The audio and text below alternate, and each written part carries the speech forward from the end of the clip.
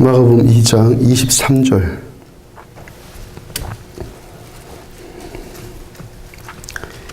23절부터 3장 6절. 2장 23절부터 3장 6절까지 교독합니다. 안식일에 예수께서 밀밭 사이로 지나가실새 그의 제자들이 길을 열며 이삭을 자르니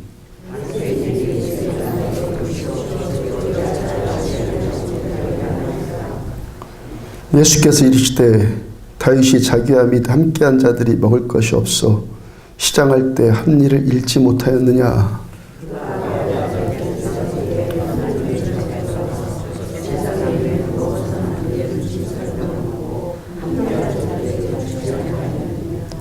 또 이르시되 안식일이 사람을 위하여 있는 것이요 사람이 안식일을 위하여 있는 것이 아니니. 예수께서 다시 회당에 들어가시니 한쪽 손 마른 사람이 거기 있는지라.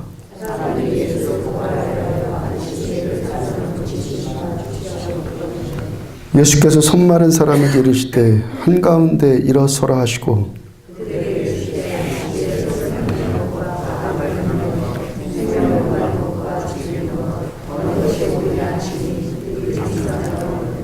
그들의 마음이 완악함을 탄식하사 노하심으로 그들을 둘러보시고 그 사람에게 이르시되 내 손을 내밀라 하시니 그가 내밀매 그 손이 회복되었더라.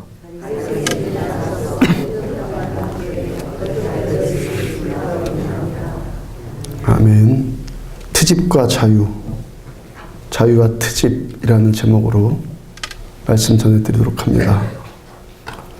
예수님 오시기 전에 BC 170년경에 있었던 사건입니다. 헬라의 통치자였던 안티오코스 에피파네스가 전 세계를 헬라 문화권 아래에 두기 위해서 정책을 펴니다. 근데 유대 민족만 말을 안 들어요. 거의 대부분의 민족들이 헬라 종교와 헬라 문화를 받아들이는데 유대 사람들만 끝까지 자기들의 신앙과 문화를 지켜나가거든요. 안티오코스가 어떻게 하면 저들을 꺾을까 고심하다가 두 가지 방법을 취했습니다. 구약의 율법에 의하면 먹을 수 있는 것, 먹지 못하는 것, 그 먹는 것과 못 먹는 것, 음식물 규정이 투철하지 않습니까? 안티오코스가 유대인들이 철저하게 음식을 가린다는 것을 알고 이 돼지고기 먹기를 강요했어요. 돼지고기를 먹으면 살려주고 먹지 않으면 죽이는 거예요. 그로 인해서 많은 사람들이 죽임을 당했습니다. 또 한 가지는 안식일 문제예요. 유대인들이 안식일을 철저하게 지키는 것을 보고 예루살렘 성전 마당에다가 제우스 신상을 만들어 놨습니다. 그 앞에 모두가 무릎 꿇어라 그랬어요. 그 다음에는 안식일을 지키지 못하도록 합니다. 유대인들이 자기들의 그 신앙을 지키기 위해서 많은 사람들이 산속으로 도망갑니다. 산에 은거하면서 음식물 규정이나 율법들 그리고 안식일을 지키고 그리고 살려고 합니다.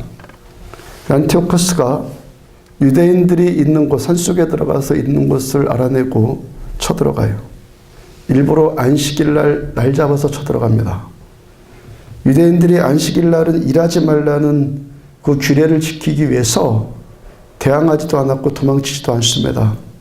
도망치는 것, 안식일을 범하는 일이니까 그 자리에서 모두 다 전멸을 당했어요. 어쨌든 유대인들 얼마나 그 철저하게 목숨까지 걸면서 그 율법들, 안식일들을 지켜나갑니까? 바벨론 포로기 이후에 그동안 구전되어 내려왔던 율법들, 말로만 입으로만 구전되어 왔던 율법들을 한데 모아서 미시나라는 율법책을 만들었어요. 미시나가 이 성경보다 더 내용도 더 많고 책도 더 두꺼워요, 당연히.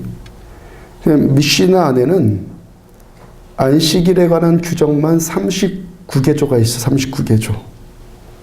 그 39개조 안에다가 또 부칙을 달았어요.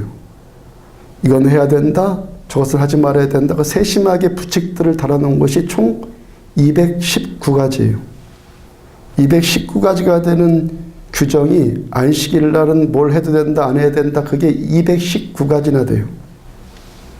그 규칙들을 보면요, 뭐 경건하고 깊은 것도 많이 있는데 주로 또 어떤 것들은 또 어린애 같은 것들도 있어요. 가령 안식일에 장님이 지팡이를 들고 다닌다. 그건 적법이에요. 근데 치유받는 일들이 있잖아요. 치유받고 눈을 떴는데도 여든 지팡이 잡고 있으면은 그건 불법이에요. 또 어린아이가 책을 보고 있어요. 책 보고 있는데 그 아이를 안아준단 말이에요. 안아주면은 아이가 들고 있는 책을 결국 내가 든 거니까 그 일한 것이 되니까 안식일을 범한 것이 돼요. 또 바느질을 하다가 어쩌어쩌 해갖고 실수해갖고 그 바늘을 옷에다 그냥 꽂은 채로 이동을 해요. 그럼 바늘을 운반하는 것이 되니까 일한 것이 되어서 그것도 불법이에요. 안식일을 지켜라는 규정 하나에 이런 일들까지 포함해서 219가지나 정해놨으니까 이들이 얼마나 엄격하게, 정말 엄격하게 안식을 지킨 것 아니겠어요? 우리 뭐 바늘 꽂아놓고 옮긴 것도 죄다 그러면 웃을지 모르겠지만 그들은 정말 철두철미하게 지킨 것 아니에요. 하여튼 그렇게 넌센스적인 내용들도 있는데 유대인들을 바라보는 역사학자들, 신학자들이 아니라 역사학자들이 내린 결론이 있어요. 유대인들이 안식일을 지켰는가? 안식일이 유대인을 지켜주었는가? 유대인들이 안식일을 지킨 건가? 안식일이 유대인들을 지켜준 것인가? 그 답은, 역사학자들의 답은 안식일이 유대인들을 지켜주었다는 거예요. 안식일이 유대인들을 지켜줘요. 이들이 바벨론 유수 이후로 1500년 가까이 나라 없는 민족으로 세계를 떠돌아다녀요. 그러다 1950 몇 년에 결국 다시 이스라엘 나라를 재건하지 않았어요. 1500년 만에 나라를 재건한 민족은요, 없어요. 세계 역사 가운데 유대인밖에 없어요. 430년 만에 애굽의 포로에서 출애굽한 민족도 유대인밖에 없고 1500년 동안 나라가 해체됐는데 다시 뭉친 나라는 세계 인류 역사상 유대인밖에 없다고요. 이런 순환의 역사들 가운데 있는 그들 민족을 역사자들의 평가가 안식일이 그들을 지켜주었다는 거예요. 유대인들이 목숨 걸고 철저하게 지켰던 안식일 주일인데 그 규례를 오늘 예수님의 제자들이 어기지 않습니까? 23절 보면은 안식일에 예수께서 밀밭 사이로 지나가실새 그의 제자들이 길을 열며 이삭을 자르니 우죽배가 고팠으면은 제자들이 안식일 날은 밀이삭을 자를 수 없다는 그 규칙을 깨고 그걸 먹어요. 바리새인들이 그걸 보고 그냥 넘어가지 않습니다. 트집을 잡고 따집니다. 그 바리새인들의 비난에 예수님께서 뭐라 말씀하십니까?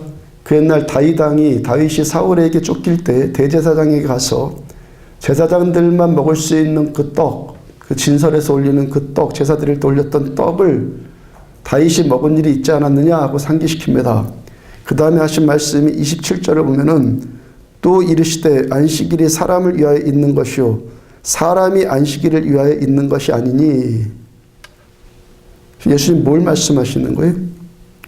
안식일의 본래 의미, 안식일의 본래 목적, 안식일의 본래 뜻을 지금 주님이 말씀하시는 것이죠.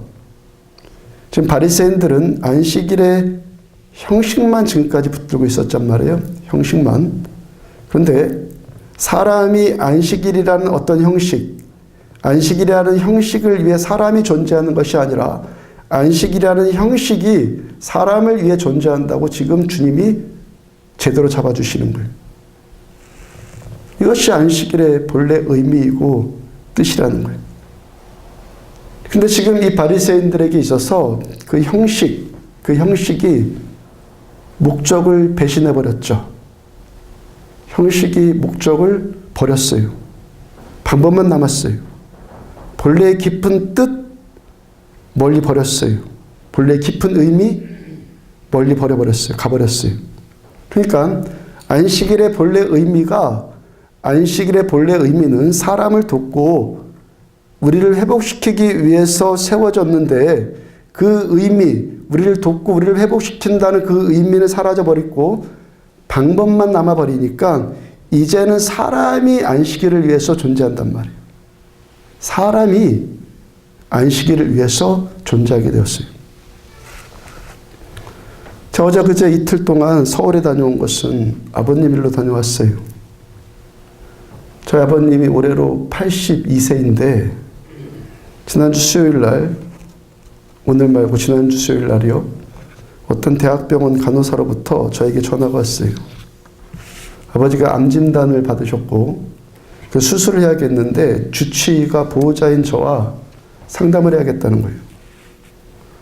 오늘 수요일이라서 제가 목사이고 그래서 오늘은 어렵겠다고 하니까 일단 부모님들로부터만 동의를 받고 어제 화요일 날 수술을 하기로 이야기를 끝냈다고 그래요. 저희 아버님이 82세란 말이에요. 만약에 여러분들이 저에게 그런 상담을 요청해 온다면은 저는 수술 받지 말라고 권면드렸겠죠. 근데 저희 아버지의 일이니까 제 입에서 차마 그 말이 떨어지질 않아요. 제 마음은 하지 말아야 된다, 수술 받지 말아야 된다는 것인데 아버님이 하신다고 하니까 일단 저도 마음으로 동의를 하고 이틀 전 월요일 날 서울에 간 거예요. 지난 며칠 동안 수요일 이후로 계속 고민하고 또 그 암이 담도암인데 인터넷을 비롯해서 여러 개역이 알아봤단 말이에요. 암 중에서 가장 어려운 암이, 가장 쉬운 암은 갑상선암이라고 그러더라고요. 갑상선은 그냥 암 하나 걸려봤으면 하는 사람이 걸리는 걸 갑상선암이라고 그러고, 가장 어려운 암이 담도암이에요. 담도암. 또 연세가 또 그러니까 거의 부정적인 말밖에 없잖아요. 아무리 찾아봐도. 또 여러분들이 저에게 상담을 했다면은 수술 받지 않는 것을 권면하는 것도 그 연세에 수술 받아서 뭐 담도암이 아니더라도 어떤 분들 제가 목회하면서 어떤 분들 수술 받았다가 회복이 된 경우를 지금껏 보지를 못했고 수술 후유증으로 더 고통만 가중되었기 때문에 제가 수술 받지 말라는 것이 여러분들 상담을 하면, 사실 아버님께서 하시겠다고 한 것도 병원 측이 된다고 말해줬으니까, 병원이 된다라고 말해줬으니까 하시겠다고 한 건 아니겠어요? 그래서 제가 하나님께, 하나님 좋은 쪽으로 인도해 주세요. 하나님 가장 좋은 쪽으로, 가장 선한 곳으로 주께서 인도해 주세요라고 기도할 수밖에 없었고, 월요일날 누이들도 제가 다 오라 해서 상의를 하고 아버님이 원하신다니까 수술하기로 결정하고 어떻게 하기로 방법도 다 결정했어요. 제 둘째 누이가, 바로 위 누이가 바쁘다고 먼저 가겠다고 일어서고는 가다가 다시 돌아왔어요. 한 10분쯤 후에 다시 돌아왔습니다. 그 누이가 최일도 목사님이 운영하는 다일 공동체 함께 있는데 집으로 돌아가는 중에 다일 천사병원 원장에게 갑자기 전화가 와서 통화를 하게 되었다는 거예요. 그러다가 그 이야기를 하게 됐는데 그 원장님이 수술해봐야 회복도 안 되고 수술 후에 온몸에 호수를 주렁주렁 달고 나오는 것을 보면서 당신들 모두가 다 질리게 될 거다라고 그렇게 말해줬다는 거예요. 제가 고민한 것도 그 부분이잖아요. 보통 그 담도암이 발견되는 것은 3, 4기 때라고 하는데, 초기도 아니고 발견되면 3, 4기라고 그러던데, 그 연세에 수술한다고 해서 회복될 것이란 마음이 저에게 없고, 그렇다고 해서 수술하고 나서 더해지는 그 고통, 그 고통을 어떻게 감당할 것인가 제가 그 뻔히 알면서도 말을 못하는 거예요. 마침 그 찰나에 그 천사병원장으로부터 온 메시지가 이게 하나님의 음성이구나. 계속 기도하는 마음으로 이 일을 지금 진행해 나갔으니까 하나님 메시지겠구나 라는 마음이 들어서 다시 한번 그 자리에 기도하고 좀 더 고민해보고 확신이 서서 아버님께 말씀드리기로 제가 작정을 했어요. 이때까지 아무 말씀도 안 드리다가. 제가 지난 주일날 죽음에 대해서 잠깐 설교한 부분이 있잖아요. 죽음. 아버님께 그거 그대로만 말씀해 드렸어요. 전 지금 죽어도 두렵지 않다고. 죽는다는 거 두려운 일 아니고 정말 두려울 것은 죽음 후에 천국과 지옥의 일이라고 말씀드리고 복음을 전했어요. 아버님 다 받아들이시고 아멘 했어요. 그 다음에 이제 담도함에 대해서 제가 이제 설명을 해드렸죠. 의사들은 아무 설명도 안 했고 그냥 암이구나 그것만 아시고 아버님은 담도함에 대해 설명드렸어요. 제 이야기를 듣고 아버지가 어떤 결정을 하시든지 저는 아버지의 결정들을 해주실 겁니다. 해드릴 겁니다. 그 말씀드리고 담도함에 대해서 설명드렸어요. 담도함이 보통 아버지 연세에 수술받아도 얼마 정도를 더 살게 될 것이고 수술 후에 있을 여러 가지 일들에 대해서 설명을 드렸어요. 그러니까 의사들에게 된다, 잘 될 것이라는 이야기만 들었다가 제 이야기를 들으니까 아버님이 좀 가라앉는 것 같으시더니 수술을 취소하시겠다고 저한테 결정을 해주셨어요. 말씀드린 저나 그 결정하신 우리 아버님이나 이 참 힘든 결정했는데 그 감정은 아팠지만 옳은 결정 참 잘했다는 생각은 들었어요. 문제는 저 수술을 취소하겠다고 간호사실에 통보한 후부터예요. 그전에는 제가 좀 담당 의사를 좀 만날 수 없겠냐고 통화라도 한번 할 수 없겠냐고 간호사들한테 부탁했을 때는 의사가 너무 바빠서 안 된다고 하더니 내가 수술 못하겠다고 취소하겠다고 하니까 그 후로 6번이나 저를 만나자는 전갈이 왔어요. 월요일 날은 밤 10시가 넘었는데도 저에게 전화가 오고 화요일 날 아침에 7시쯤에 만나자고 또 전화를 하고 계속 저에게 6번 정도 수술을 권유해요. 수술에 대해서 희망이 있고 자식의 도리에 대한 부담감을 주면서 저에게 권유를 하는데 또 제 마음이 힘들어지지 않겠어요? 이런 일들 여러분들 경험해 보신 분들도 계실지 모르겠고 제가 잘못 생각한 것일 수도 있겠지만 병원이 환자를 위해 있는가? 환자가 병원을 위해 있는가? 의사가 환자를 위해 있는가? 환자가 의사를 위해 있는가? 그 생각이 자꾸 들어요. 제 생각이 틀릴 수도 있는데 그분들이 또 아버님께 또 전문사에 또 이야기를 해서 아버님 마음이 또 흔들리고 아버님께 우리가 틀린 결정한 것이 아니라는 것을 확신드려야 될 것 같아서 아름아름해서 그 병원보다 더 큰 병원 내과 과장과 상담을 했어요. 그분이 같은 의사 입장으로 뭐라 말하기에는 정말 곤란한 문제인데 연세가 많으신 만큼 담도암인데 이럴 때는 수술을 권하지 않는다고 하고 수술을 해도 회복이 안 될 것이라고 저한테 말씀하시더라고요. 그래서 수술하지 않을 것 아버님한테 그런 내용 다시 이야기해 드리고 결정하고 수술 대신 담도가 막히지 않도록 플라스틱 관을 삽입하는 내시경 시술을 했어요. 그 시술하는 집도하는 의사가 마지막으로 저에게 확인하는 것이 이제 관을 넣으면은 이제 수술할 수 없게 되는데 계속 진행할까요? 그러더라고요. 그렇게 하시라고 하고 밖으로 나왔는데 처음부터 저에게 수술을 권유했던 그 의사분이 노발대발하면서 달려왔더라고요. 도대체 당신 누구에게 어떤 말을 듣고 수술 포기했냐고. 담당 의사가 할 수 있다고 하는데 그 사람이 누구냐고 알려달라고 그래요. 감정이 상해서 저한테 쫙 뭐라고 하는 거예요. 자존심이 상했는지. 담당 의사가 할 수 있다는 것 어느 정도 맞는 말일 수 있겠지만 결국에 뒷일은 아버님과 우리가 감당해야 되는 문제 아닙니까? 그래서 제가 누구 말 듣고 이런 결정한 것이 아니라 지난 며칠 동안 제가 힘들게 고민하고 결정한 겁니다. 저는 하나님 믿는 사람이고 아버님 연세에 생명의 주권을 하나님께 맡겨드려야 된다는 것 저는 그렇게 생각하는 사람입니다. 그래도 계속 저를 그분이 설득을 해요.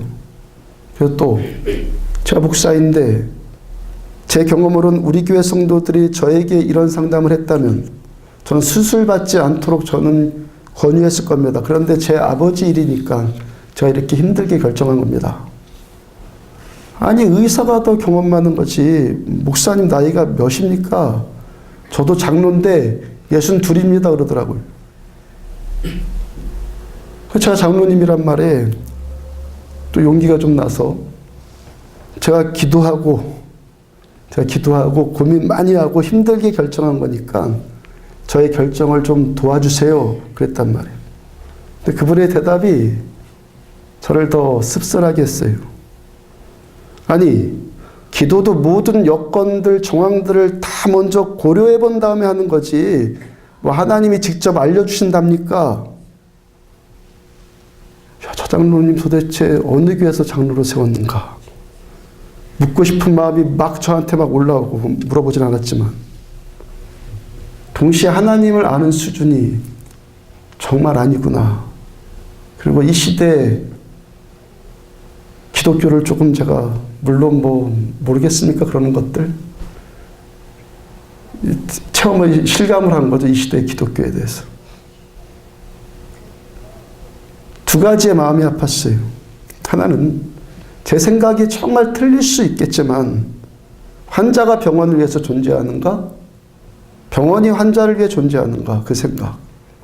제가 제 생각이 틀리기를 바라고 그분이 전혀 아니기를 바라지만 환자가 의사를 위해 존재한다는 생각이 저를 아프게 하더라고요. 오늘 본문처럼 사람이 안식일을 위해 존재하는가? 안식일이 사람을 위해 존재하는가? 이 측면이잖아요. 또 하나는 그 의사 장로님의 피상적인 믿음 때문에 그분이 문제를 놓고 제가 기도한다는 목사를 보면서 저를 상식 밖의 사람 보듯이 그렇게 보더라고요. 하나님을 믿는다고 하면서 하나님 없는 것 같은 그분의 태도가 마음이 아팠어요. 장로라는 종교적인 직분은 있는데 저 사람이 하나님을 아는 사람이 아니구나 라는 생각에 마음이 아프더라는 거예요. 병원에 나오면서 뭐라고 병원을 위해서 기도했냐면은, 하나님, 진료하는 의사들이 신실한 의사들이 되게 해주옵소서 라고 기도했어요. 제자들이, 예수님의 제자들이 안식일에 미리 싹을 잘라먹은 것 다음으로 오늘 본문의 두 번째 이야기는 안식일에 예수님이 손 마른 사람 고쳐주신 이야기로 문제가 야기되죠. 5절을 보면은 그들의 마음이 완악함을 탄식하사 노하심으로 그들을 둘러보시고 그 사람에게 이르시되 내 손을 내밀라 하시니 그가 내밀매 그 손이 회복되었더라. 바리새인들이 안식일에 병자를 고쳤다고 또 트집을 잡는단 말이에요. 그리고 이제 주님이 그들을 향해서 분노가 폭발하셨어요. 4절을 보면은 그들에게 이르시되 안식일에 선을 행하는 것과 악을 행하는 것, 생명을 구하는 것과 죽이는 것 어느 것이 옳으냐 하시니 그들이 잠잠하거늘. 안식일의 목적이 뭐라는 겁니까? 하나님께서 우리들의 회복을 위해서 주신 날이 안식일이에요. 메마른 땅이 소생되어지고 망가진 것들이 고침받는 일이 안식일 날 되어진단 말이에요. 따라서 이 손 마른 사람들, 메마른 손을 고쳐주는 일은 안식일의 목적이고 안식일의 본래 뜻입니다. 예수님께서 지금 왜 분노하고 계시는 겁니까? 종교만 남아있는 그들의 태도 때문에, 종교만 있는, 본질은 소멸되고 형식만 남아서 사소한 규정 몇 가지 붙들고 사람의 생명보다 그것을 더 귀하게 여기고 계속 트집을 잡는 그들의 종교 때문에 주님께서 하나님의 마음은 없고 법만 남아있는 종교를 향해서 지금 예수님이 분노하시는 거예요. 하나님의 마음은 없고 법만 남아있는 그 종교. 여기에 안식일을 지키려고 하는 두 사람이 있다고 한번 가정해봐요. 한 사람에게는 안식일을 지키는 것이 짐이에요. 속박이에요. 이번 주 또 가? 한 주쯤 빠지면 어때? 부담이에요. 또 한 사람에게는 안식일을 기다리는 것이 기쁨이고 설레임입니다. 짐이고 부담이고 속박인 사람은 왜 그래요? 교회는 다니긴 다니는데 짐이고 속박이고 부담인 사람은 왜 그렇습니까? 그 사람은 지금 종교인이기 때문에 그래요. 종교인. 장 보드리아라는 프랑스 사람이 쓴 사물의 체계라고 하는 책이 있습니다. 이 사람이 사회이론 분야에서 권위자이고 파리 대학의 유명한 교수예요. 그 책에서 이런 말 했어요. 자본주의 사회에서는 사람들이 기능을 소비하는 것이 아니라 의미를 소비한다 그랬어요. 의미를 소비한다. 말이 좀 어렵죠? 그래도 들어보세요. 자본주의 사회에서, 우리가 지금 자본주의 아니에요? 자본주의 사회에서는 사람들이 소비하면서 살잖아요. 우리가 소비하면서 사는데 기능을 소비하는 것이 아니라 의미를 소비한다 그래서 의미를. 그러니까 사람들이 어떤 기능에 초점 두고 사는 것이 아니라 의미에 초점 맞추고 산다는 거예요. 무슨 말인지 이렇게 한번 예를 들어 볼게요. 좀 극단적인 비교인데 그랜저가 있고 티코가 있어요.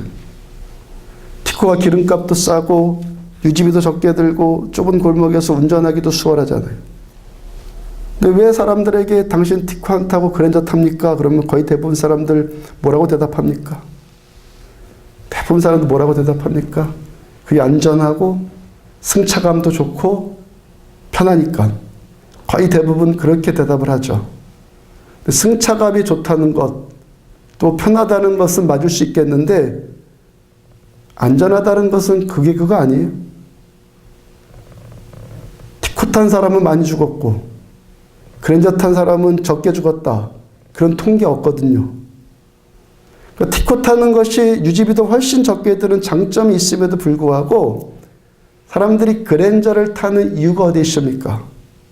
편하고 승차감 좋고 안전하고 다 이유 될 거예요. 물론 이유가 됩니다. 그런데 솔직하게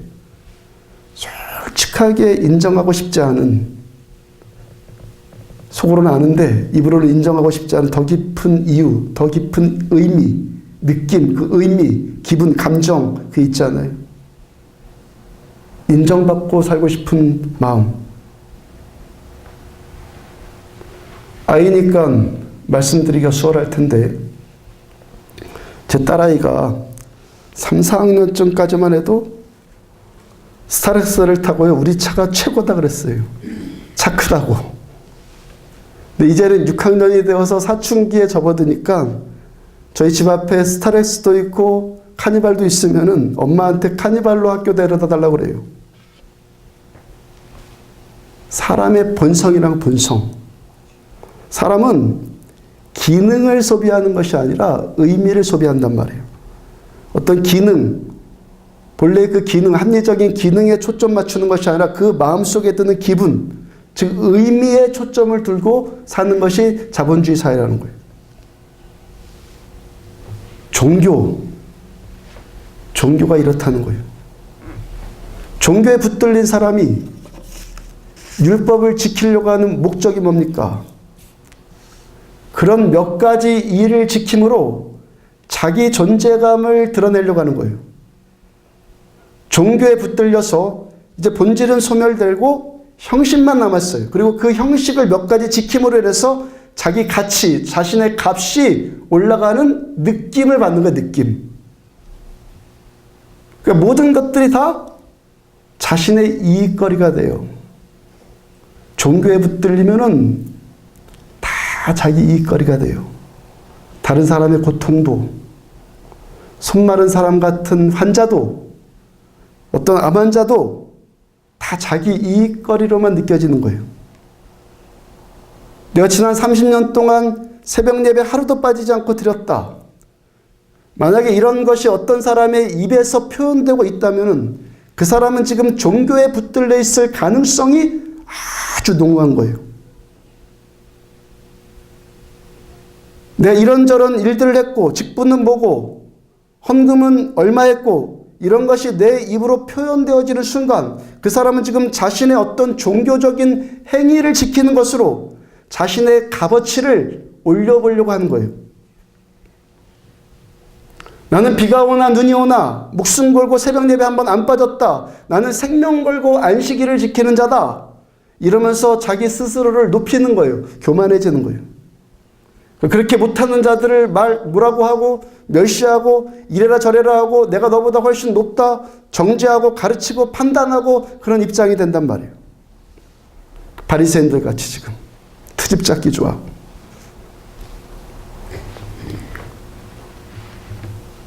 왜 오늘도 우리가 여러분들 종교가 아닌 우리 주 예수 그리스도의 십자가의 복음에 우리들은 붙들려야 합니까? 여러분, 복음이 없으면 모든 것이 다 자기 이익거리로만 보이는 거예요. 의사에게 있어서 환자도 이익거리가 되고, 아픈 이야기지만 목사에게 있어서도 교인들이 내 이익거리가 되어버리는 거예요. 우리들 모두가 다 마찬가지라는 겁니다. 우리가 복음이 아닌 주 예수 그리스도의 십자가의 그 복음의 본질을 놓쳐버리면, 복음이 아닌 종교에 붙들려 있으면, 우리가 비록 교회에 다니고 있다고 할지라도, 목사이고 장로이고 권사이고 집사일지라도 이 모든 것들이 다 자기 이익거리로 여겨진단 말이에요. 난 마음이 온유하고 겸손하니 나의 멍에를 메고 내게 배우라. 나는 마음이 온유하고 겸손하니 나의 멍에를 메고 내게 배우라. 이렇게 말씀하신 살아계신 예수님을 진짜로 만나는, 진짜 복음의 진수에 만져지고 있는 사람이 그런 것들이 자랑거리가 되겠습니까? 어떤 직분이 자랑거리가 되겠고, 그런 것 얻기 위해서 연연해야겠습니까? 마음이 온유하고 겸손한 예수님을 더 실제적으로 만나고 있다면 그 예수님, 그분 예수님, 온유한 분, 겸손한 분 만나면 좋지 않습니까? 겸손 자체, 온유 자체이신 예수님과 내가 접촉되고 있으면 그분 예수님만 더 갈망하는 것이 우리 목적 되지 않겠습니까? 이게 뭡니까? 복음. 오직 예수. 주님 어떤 분인지 내가 만져지고 있기 때문에. 그 종교는 자기를 드러내는 거예요. 복음은 예수님만 드러내요. 종교는 내가 몇 가지 말씀 지키고 착한 일 해야지만 신이 나에게 잘해줄 거다, 그렇게 생각을 해요. 그래서 율법 지키는 목적이 나는 스스로, 내 스스로 하나님 앞에 설 수 있는 자라는, 나는 그런 능력이 있다는 자기 과시를 하고 싶어 하는 거예요. 율법을 지키면서 나는 스스로 괜찮은 사람이라고 교만해져요. 그래서 안식일을 지켜라는 그 율법의 본래 목적, 본래 의미, 그 회복과 치유와 쉼과 평강의 본래 의미는 뒷전이 돼버리고 안식일을 지켜야 한다는 의무에만, 부담에만 붙들려 있는 거예요. 그러나 복음은 나를 위해서 십자가를 위해서 전부 다 주신 예수님, 너무너무 좋은 분이기 때문에 주님의 말씀을 따르고 싶어지는 거예요. 내 생애 가운데서 가장 위대하신 분은 지금도 나에게 선하시고, 지난주 말씀처럼 나 같은 죄인을 향해서 내 죄사함을 받았느니라고 말씀해 주시는 예수님만 내 전부가 되는 거예요. 진리를 알지니 진리가 너희를 자유하게 하리라, 이 말씀처럼 말씀이 나를 구속하고 부담 주는 것이 아니라 말씀이 나를 자유롭게 해주는 거예요. 그래서 진정한 안식일은 우리에게 자유를 주고 평강을 주고 회복을 주고 치유를 주는 거예요. 이러한 일들 매주 경험하지 않습니까? 주일날 하나님의 임재 가운데 예배드린 날 어떻습니까? 회복과 치유가 평강이 임하고, 그럼 그 한 주의 삶이 밝음이지 않습니까? 이 안식일의 참된 의미가 주는 이 안식일의 현실적인 은혜가 저 여러분들에게 더해지기를 축복합니다. 프레전차라는 영화, 언젠가 예화로 말씀드린 적이 있는데, 1924년 파리 올림픽에서 뛰었던 두 선수를 주인공으로 한 실화입니다. 주일날 경기가 잡혔습니다. 주인공인 에릭 리델은 복음을 믿는 사람이었기 때문에 안식일에는 뛰지 않겠다고 결정을 해요. 그날 뛰는 종목에서 리델이 유력한 우승 후보자였음에도 불구하고 올림픽 금메달의 유력한 후보자있음에도 불구하고 그는 복음을 믿는 자였기 때문에 안식일에 안 뛰어요. 반면에 해럴드 에이브러햄스라는 선수는 뛰어요. 그의 목적은 내가 우승함으로써 자신의 능력을 증명해 보이는 거예요. 그가 이렇게 말합니다. 내 존재, 나의 존재 가치를 증명할 시간은 이제부터 내가 달릴 10초 안에 있다. 내 존재 가치는 이 10초 안에 결정이 된다. 반면에 에릭 리델은 자신의 가치를 인정해 주시고 받아주시는 하나님만 기쁘시게 해드리는 것이 나의 목적이다 그래요. 그 동생에게 이런 말 합니다. 하나님이 나를 빠르게 만드셨어. 그래서 나는 달릴 때마다 하나님이 나를 막 기뻐하시는 것이 느껴져. 하나님이 내 발을 빠르게 만들어 주셨고 그래서 내가 빨리 달릴 때마다 하나님이 나를 막 기뻐하신다는 것이 느껴져. 동생한테 그랬어요. 에릭 리델 그 뛰면서도 10초 동안 숨도 안 쉬고 뛴다면서요. 그 뛰면서도 하나님의 기쁨을 느끼면서 즐거워서 뛴단 말이에요. 그 10초 단발에 그냥 달려가는데도 하나님의 기쁨을 느껴요. 반면에 에이브러햄스는 숨이 헐떡헐떡 넘어가는 죽을 것 같은 고통을 느끼면서 뛰어요. 하나는 기뻐하면서 뛰고 하나는 죽을 것 같은 고통을 느끼면서 뛰고 마치 현대인들의 삶이 그 인생살이의 피곤함에 쩔어갖고 죽지 못해서 사는 것 같이요. 뭔 차이입니까? 복음에 붙들린 자, 살아계신 참 예수님께 붙들린 자와 그렇지 않은 자의 차이예요. 물론 에릭 리델은 평일날 열리는 다른 경기 뛰어서 자기 주종목이 아님에도 불구하고 금메달을 따죠. 대부분 사람들이 살아가는 삶의 방식이 뭡니까? 다른 사람에게 자신의 가치를 증명해 보여주고 싶어서 그렇게 살아요. 그런 인생 얼마나 숨가쁘고 삭막한 인생 삽니까? 아무리 목사이고 아무리 의사일지라도 다른 사람의 생명까지도 자신의 이익거리로밖에 보이지 않는다면 얼마나 그 인생 비참한 인생 살고 있는 겁니까? 아무리 모랄 모일지라도 직분이 모일지라도 직업이 모일지라도 다른 사람의 생명까지도 내 이익거리로 보인다면 그 얼마나 비참한 인생 사는 거예요. 이 비참한 인생을 끝장내는 방법이 뭡니까? 우리 주 예수 그리스도의 복음 안에서 십자가 앞에서 나 자신이 발견되어질 때만 그 비참한 인생이 끝나는 거예요.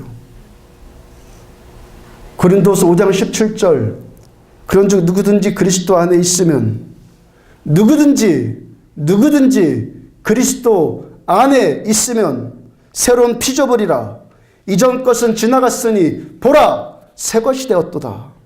우리가 예수님 알고 예수님 만나고 예수님 안에 있으면 진정한 새 것이 된다 말씀하세요.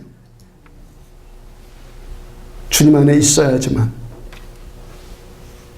오늘 보면 27절 28절 다시 보면 또 이르시되 안식일이 사람을 위하여 있는 것 아니요 사람이 안식일을 위하여 있는 것이 아니니 이러므로 인자는 안식일에도 주인이라. 왜 사람이 안식일을 위해 있지 않고 안식일이 사람을 위해서 존재합니까? 왜 그렇다고 말씀하세요? 안식일의 주인은 예수님이시기 때문에. 안식일을 비롯한 모든 율법, 안식일을 비롯한 모든 율법이 무엇을 통해서 완성되어졌어요? 예수님의 십자가.